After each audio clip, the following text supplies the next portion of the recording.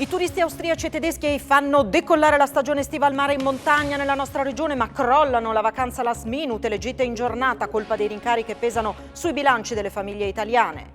Sono in corso le indagini dei carabinieri per far luce sulla morte di un uomo il cui corpo giaceva in un bosco vicino al tagliamento a Dignano. La morte risalirebbe a 3 mesi fa, forse un cinquantenne scomparso dall'Isontino. Ancora fiamme in Carso, questa volta nella zona di Dolina sopra Trieste. Questa mattina l'incendio sembrava domato, ma le fiamme hanno ripreso vigore in azioni pompieri con rinforzi da Veneto, Emilia e Slovenia. Sergio Ceccotti, già sindaco di Udine ed ex presidente della regione, dà l'addio al Friuli e alla Sissa di Trieste. Terminerà la sua carriera di fisico teorico in 2 università cinesi. Da New York arriva l'indiscrezione secondo cui i Pozzo starebbero trattando con un gruppo finanziario statunitense per il passaggio di proprietà del club friulano. Nessun commento ufficiale da parte dell'Udinese.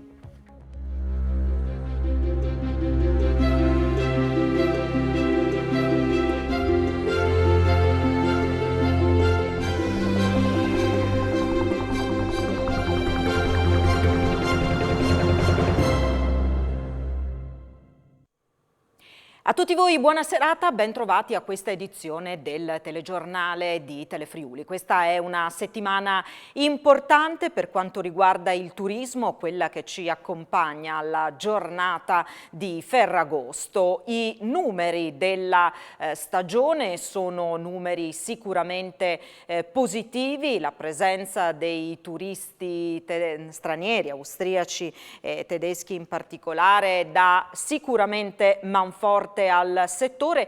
C'è un problema invece che è legato a quelle che sono le tipiche modalità di muoversi, di spostarsi, di fare turismo degli italiani. Crollano infatti le gite fuori porta, quelle in giornate, ma anche le vacanze last minute, tutta colpa pare dei rincari che pesano notevolmente sui bilanci delle famiglie italiane. Questa perlomeno è l'analisi di Paola Schneider, presidente di Federalberghi del Friuli Venezia Giulia.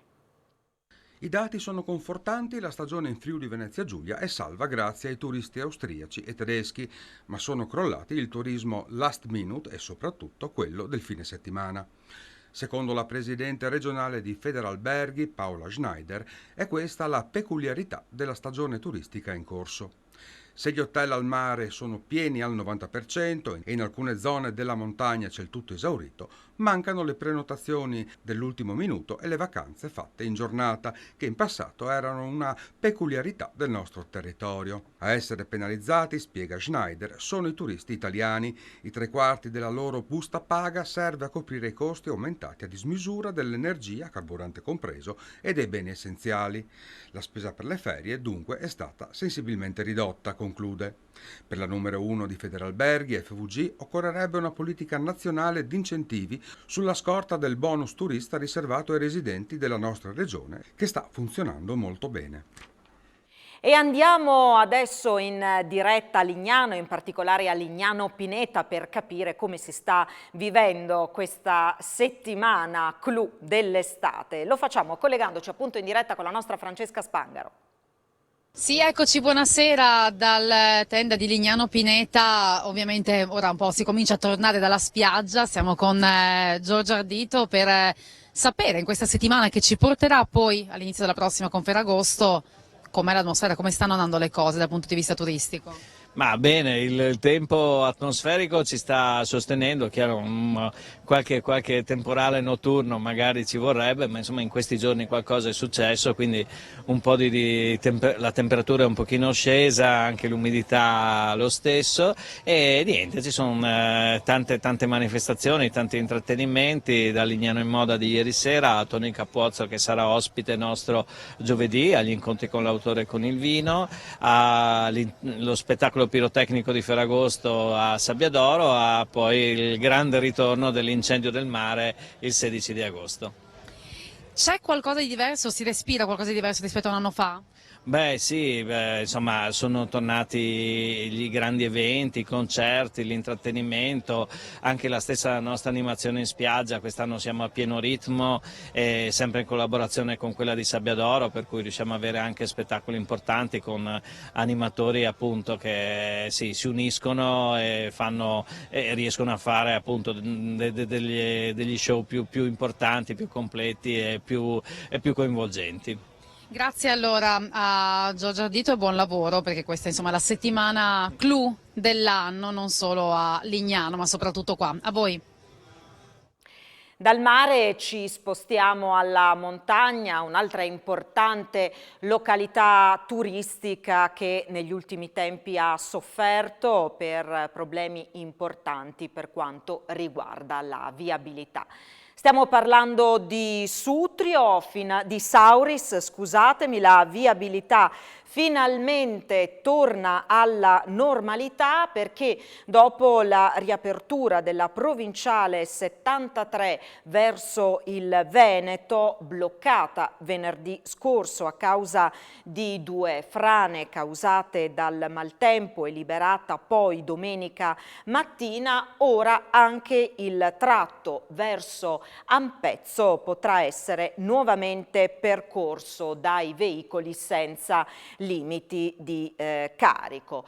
Confermate dunque quelle che erano le previsioni sulla riapertura del sindaco Hermes Petri. L'arteria sarà riattivata giovedì alle 15. La provinciale era stata chiusa a fine maggio per la dismissione di una galleria sostituita da un ponte lungo 35 metri. In questi mesi le automobili per raggiungere Sauris hanno dovuto utilizzare la strada di Passo Pura. Questo aveva complicato la vita e influito negativamente sugli affari di diversi operatori della zona. Ed ora proseguiamo con la cronaca. Sono in corso indagini da parte dei carabinieri per far luce sulla morte di un uomo il cui corpo giaceva in un bosco vicino al tagliamento a Bonzico di Dignano. La scoperta è stata effettuata da 2 cittadini marocchini. La morte viene fatta risalire a 3 mesi fa. Potrebbe trattarsi di un 50enne residente nell'Isontino. Vediamo. Viene fatto risalire ad almeno 3 mesi fa il decesso dell'uomo ritrovato cadavere nella zona boschiva in località del Basso a Bonzico di Dignano. Dagli ultimi accertamenti dei carabinieri della stazione di San Daniele guidata dal comandante Scudeler, il corpo ormai ridotto ad uno scheletro giaceva nelle vicinanze di un albero a ridosso di una stradina imboccata dall'area della vecchia filanda che costeggia il tagliamento oramai in secca. Potrebbe trattarsi di un 50enne di origini argentine residente nel Monfalconese, del quale si erano perse le tracce. Sui motivi del decesso e sul luogo del ritrovamento i militari dell'Arma stanno svolgendo accertamenti. Apparentemente la persona sarebbe arrivata a piedi o accompagnata da qualcuno. Qualche risposta la si potrà avere dal cellulare che è stato recuperato e che potrebbe raccontare le ultime ore di vita dell'uomo. Una zona isolata che, come riferisce il direttore della riserva di caccia locale Giambattista Turidano, è frequentata da coppiette, camminatori, da cacciatori quando la stagione venatoria è aperta. È una zona che è frequentata anche durante la stagione venatoria dai cacciatori, durante la stagione dei funghi, dei cercatori di funghi. È una zona che normalmente viene frequentata parecchio, però dicevo nei momenti, nelle stagioni giuste. Ora questo corpo probabilmente non è stato trovato prima perché di fatto in questo periodo c'è una riduzione ovviamente di persone che vengono a camminare in questa zona anche per il caldo. Se era un'altra stagione sicuramente veniva individuato prima. Un infortunio sul lavoro si è verificato questa mattina a Maiano in via Borgo David. Attorno alle 10:30 un uomo di 58 anni è caduto dall'impalcatura di un cantiere edile da un'altezza tra i 3 e i 4 metri impattando con i piedi. Il malcapitato, socio titolare dell'azienda che sta eseguendo i lavori, si è procurato lesioni sia alle gambe che alle braccia. È sempre rimasto cosciente. Sul posto sono intervenuti i carabinieri della stazione locale, i sanitari del 118 che hanno trasportato il 58enne in ospedale con l'ambulanza. A Maiano era arrivato anche l'elisoccorso, ma per fortuna non è stato necessario il suo utilizzo. Ancora fiamme in Carso, questa volta nella zona di Dolina sopra Trieste. Questa mattina l'incendio sembrava domato, ma poi nel pomeriggio le fiamme hanno nuovamente preso vigore. Sul posto opera anche un Canadair. Tutto sembrava sotto controllo, gestibile, ma poi le fiamme hanno ripreso a divampare, ingrossandosi, arrivando fino agli abitati di Prebenico e Caresana, che potrebbero essere evacuati.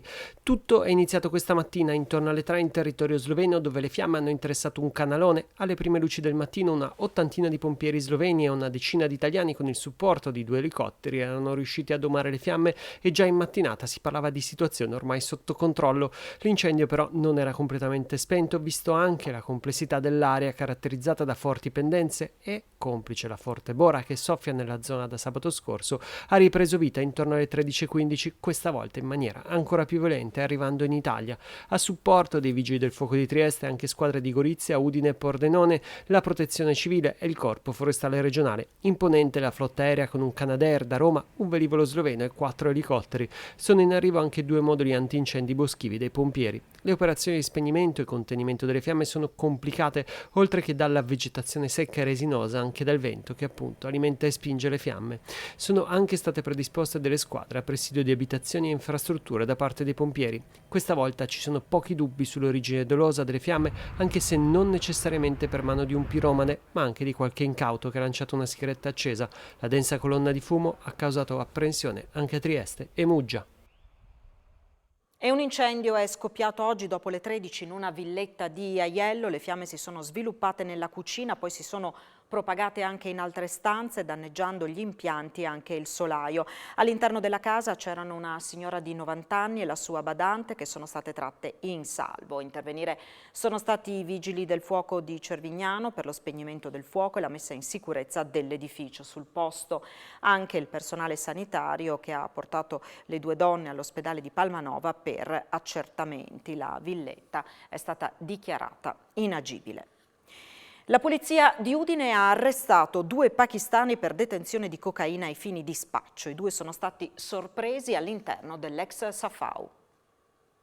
Avevano con sé 30 grammi di cocaina destinati allo spaccio. Arrestati 2 pakistani nell'ex Safau a Udine.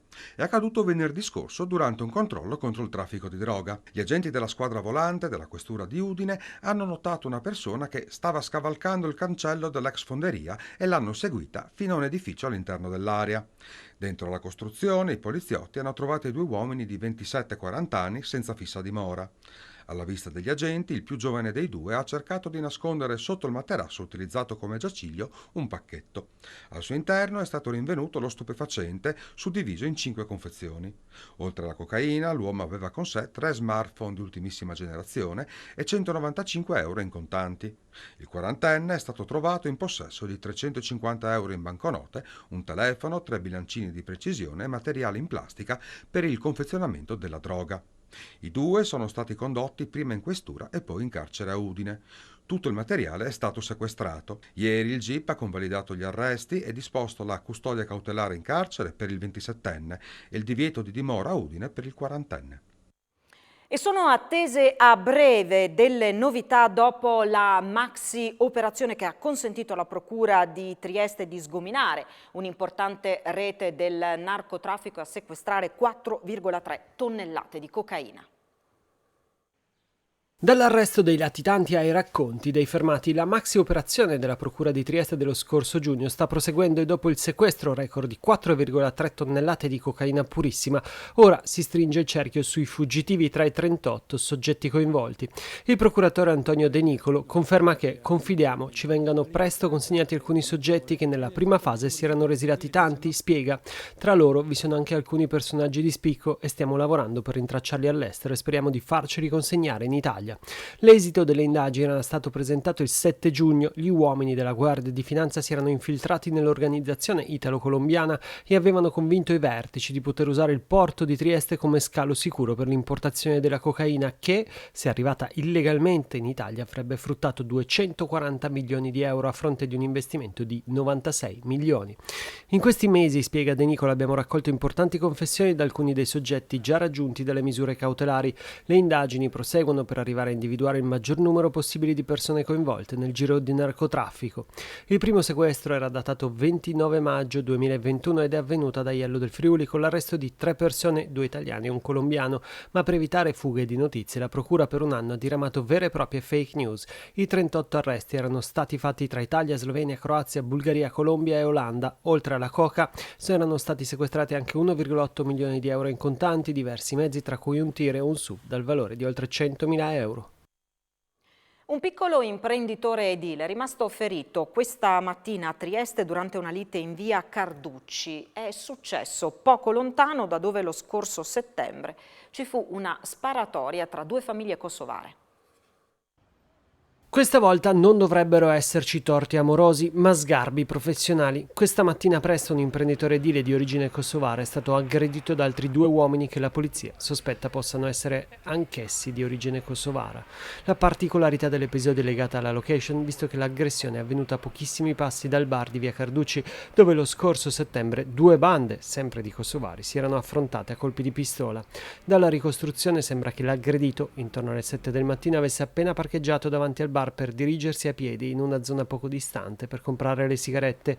Gli aggressori lo avrebbero colpito con dei bastoni per poi darsi alla fuga. La vittima, benché sanguinante, è comunque riuscita a raggiungere il bar dove è stata soccorsa e raggiunta dalla polizia, sopraggiunta nel frattempo, che l'ha trovato con un martello in mano che, ha spiegato, ha usato per legittima difesa. L'Antitrust ha sanzionato Unipolsai Assicurazioni e Generali Italia per aver adottato nella fase di liquidazione dei danni RC Auto una pratica commerciale scorretta in violazione del codice del consumo. Lo comunica la stessa autorità garante della concorrenza e del mercato, sottolineando di aver irrogato a ciascuna, in considerazione della gravità e della durata della pratica, una sanzione di 5 milioni di euro, il massimo consentito. Il gruppo Generali commenta accuse infondate. Generalitalia garantisce sempre la più ampia cura e tutela di clienti e terzi danneggiati, si legge in una nota del gruppo, prestando massima attenzione al rispetto delle norme in ogni fase del processo di liquidazione dei sinistri. A tradirlo per ben 2 volte sono stati i tatuaggi che gli ricoprono braccia e collo. A finire nei guai un rumeno di 29 anni che, per far colpo sulla sua ragazza, aveva arraffato in un negozio 30 scatole di profumi di marca per poi dileguarsi dopo aver spintonato il commesso cinese. Le telecamere di sorveglianza però hanno immortalato quei tatuaggi. Preso dalle forze dell'ordine, l'uomo è stato condannato a 10 mesi di reclusione per furto e rapina impropria. Dopo il giudizio il giovane ha cercato di far perdere le proprie tracce, ma ancora una volta i tatuaggi gli sono stati fatali.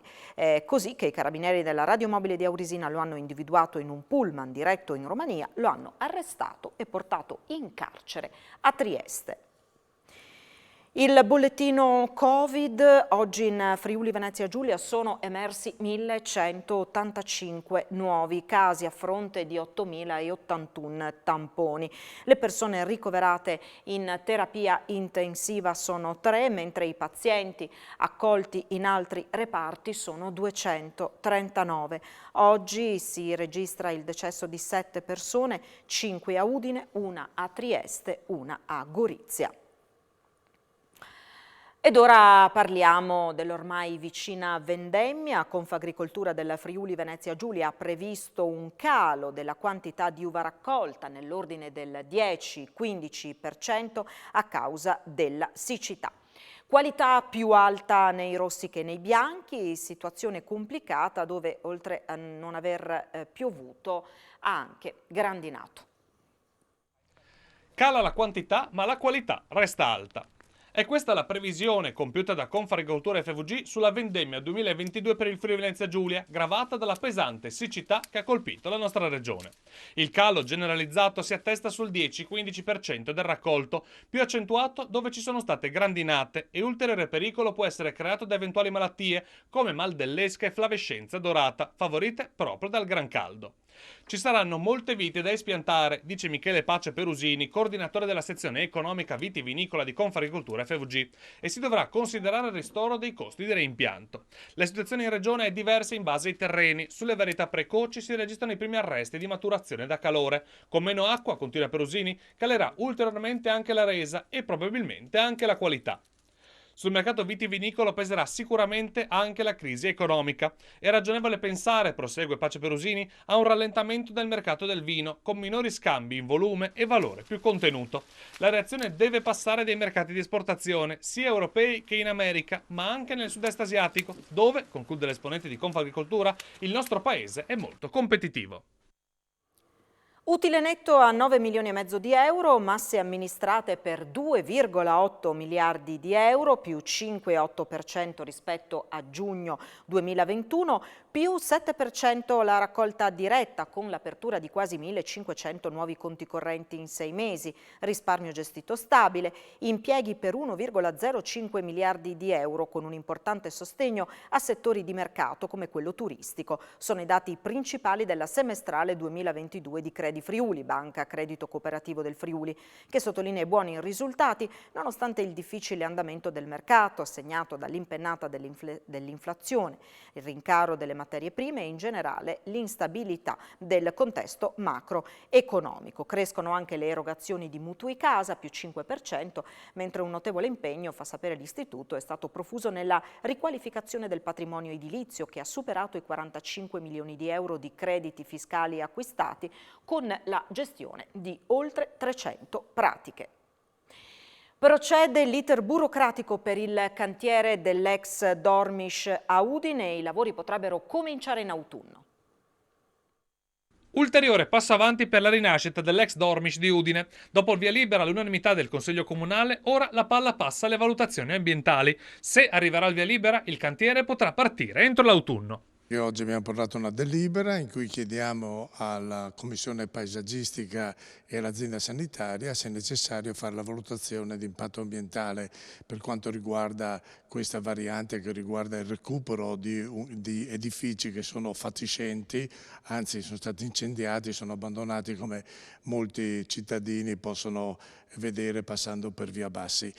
Io penso che non ci sarà questa valutazione, ma insomma non compete al Comune decidere e quindi è probabile che alla fine di settembre, all'inizio di ottobre, noi adotteremo in maniera definitiva la variante e questo permetterà in pratica alla proprietà e all'impresa che è stata incaricata di demolire gli immobili dell'ex birreria Dormis. Quindi ci possiamo aspettare un inizio dei lavori verso l'autunno?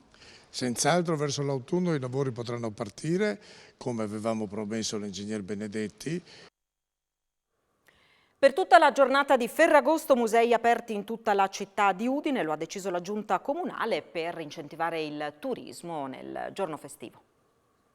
Ritenevamo doveroso tenere aperti i musei. Lunedì è una giornata di festa solitamente per i musei, lunedì si chiudono in tutta Italia i musei. Noi invece vogliamo tenerli aperti proprio perché prevediamo che ci sia la possibilità per i turisti ma anche per i nostri concittadini di poter godere non solo delle collezioni che sono presenti in Casa Cavazzini e in Castello ma anche delle mostre temporanee. Quindi io invito tutti i miei concittadini, ma avviso appunto anche i turisti e gli operatori turistici, che lunedì dalle 10 alle 18 Casa Cavazzini è visitabile, giorno di Ferragosto, con la collezione Astaldi, bellissima, ma anche con la mostra Contrappunto, 10 artisti giovani friulani che si incontrano con 10 opere di artisti ormai già consolidati, patrimonio delle collezioni udinesi. E poi in Castello abbiamo le nostre 4 collezioni, il Museo della Fotografia, il Museo Archeologico,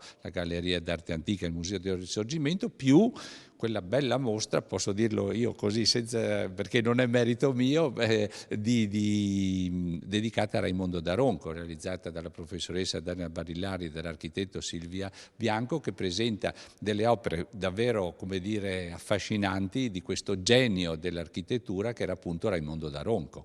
Quindi appuntamento dalle 10 alle 18 lunedì a Udine anche per visitare il castello e Casa Cavazzini. Sergio Ceccotti, già sindaco di Udine ed ex presidente della regione, si prepara a salutare il Friuli ma anche la Sissa di Trieste. Terminerà la sua carriera di fisico teorico in 2 università cinesi. Addio al Friuli e alla Sissa. Sergio Ceccotti terminerà la propria carriera di fisico teorico in Cina. L'aereo per l'Impero Celeste partirà a fine mese con destinazione Pechino. L'ex sindaco di Udine ed ex presidente della regione lo prenderà per raggiungere le 2 università di cui sarà professore. Mi hanno nominato professore in 2 università, in 2 istituzioni di alta cultura cinese, il BIMSA a Pechino e invece un'altra università a Sanya, di un'isola tropicale della Cina, a 3.000 km a sud di Pechino. Il contratto è per 8 anni, ampiamente dopo la mia età di pensionamento. Ci potrebbe però essere un ritorno. La Sissa, la BIMSA e l'Ateneo di Sania stanno lavorando a un protocollo d'intesa per lo scambio di studenti. Se questa trattativa andasse in porto, come io spero, tornerei qui, se non altro a insegnare agli studenti cinesi che frequentano Trieste. Un addio questo anche alla politica. È un addio alla politica attiva, sì, da molto tempo io sono fuori dalla politica e naturalmente la distanza allontana. Il trasferimento comunque non presenta solo vantaggi. Per esempio immagino sul cibo. No, non sarà fritto, non credo. Beh, magari c'è qualcosa di analogo, vedremo. Manifestazione a Tolmezzo contro la costruzione di 2 centraline elettriche a metano da parte della SIOT tra Paluzza e Cavazzo Carnico. I comitati hanno chiesto un incontro con la comunità montana per chiedere di fermare i lavori. Hanno protestato davanti alla sede della comunità di montagna di Tolmezzo i comitati contro la costruzione di 2 gruppi di cogenerazione per la produzione elettrica dal metano della SIOT che insisterebbero nei comuni di Paluzza e Cavazzo Carnico. I comitati chiedono che l'iter per la costruzione venga bloccato. È un no deciso a questa struttura che per la vallata sarebbe una rovina da un punto di vista ambientale, e non solo per appunto l'ambiente ma anche per la salute degli abitanti e dei cittadini di Paluzza e dei comuni contermini.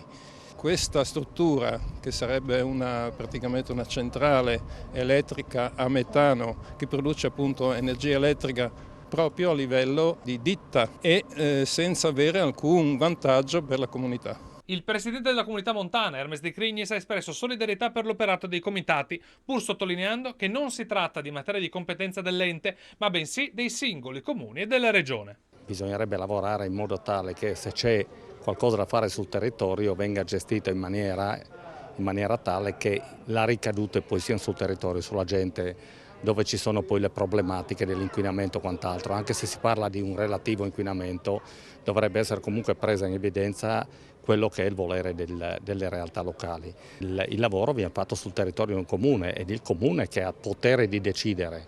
Cioè noi non possiamo dire niente dal punto di vista legale, non abbiamo neanche titolo, possiamo semplicemente dare l'appoggio. Il sindaco di Udine Pietro Fontanini ha verificato oggi i danni causati dal fortunale di sabato al parco del Cormor, quasi una ventina gli alberi abbattuti dal vento. Sindaco, sopralluogo al parco del Cormor dove il fortunale di sabato ha fatto dei danni, sono 18 le piante che sono cadute, gli operai in questo momento sono al lavoro appunto per togliere le ramaglie dai sentieri. Sì, purtroppo è stato un fortunale, molto vento, poca pioggia, che magari aspettavamo più pioggia che non vento, e questo forte vento ha sradicato alcune piante, tra l'altro alcune di dimensioni notevoli che avevano forse più di 30 anni, peccato perché insomma facevano parte del patrimonio qui del Parco del Cormor. Per fortuna abbiamo ancora un bel numero di essenze, però dispiace di quanto è accaduto. Adesso stiamo rimuovendo queste piante e vedremo poi se ripiantare al posto di quelle che sono state sradicate nuove essenze. È stato un episodio breve ma molto intenso che, ripeto, ha sradicato queste piante qui al Parco del Cormor. Benissimo, grazie. Di rientro dal Belgio, dove hanno partecipato alla commemorazione dei minatori morti tragicamente a Marcinelle, gli alpini di Cividale raccontano le emozioni vissute a Bois du Casier. Un incontro in particolare li ha particolarmente toccati. Scopriamo quale nel prossimo servizio. Le penne nere di Cividale gettano le basi per l'accoglienza degli alpini del Belgio a Udine per la prossima adunata. L'occasione è stata offerta dalla cerimonia a Bois du Casier per ricordare i minatori vittime della tragedia di Marcinelle. Un momento molto emozionante per le nostre penne nere, particolarmente colpite dalla testimonianza di un reduce, come l'hanno definito. Si tratta di un italiano di 87 anni, 27 dei quali trascorsi in miniera. Era da alcuni anni che come alpini di Cividale desideravamo partecipare alle cerimonie commemorative a Marcinelle per i minatori che sono morti nel 1956, perché con una presenza qualificata per ricordare tutti gli alpini e i ragazzi delle valli del Natisone in particolare che hanno lasciato le loro terre e sono andati a lavorare nelle miniere del Belgio. Come alpini è stato particolarmente emozionante incontrare gli alpini del Belgio con cui potremo ricambiare l'ospitalità